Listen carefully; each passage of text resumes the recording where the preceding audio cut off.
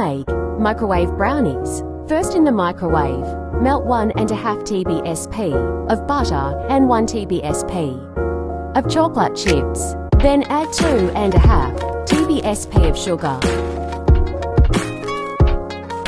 Then add 1½ TBSP of room temp milk. Then add 4½ TBSP of all-purpose flour. Add a pinch of salt.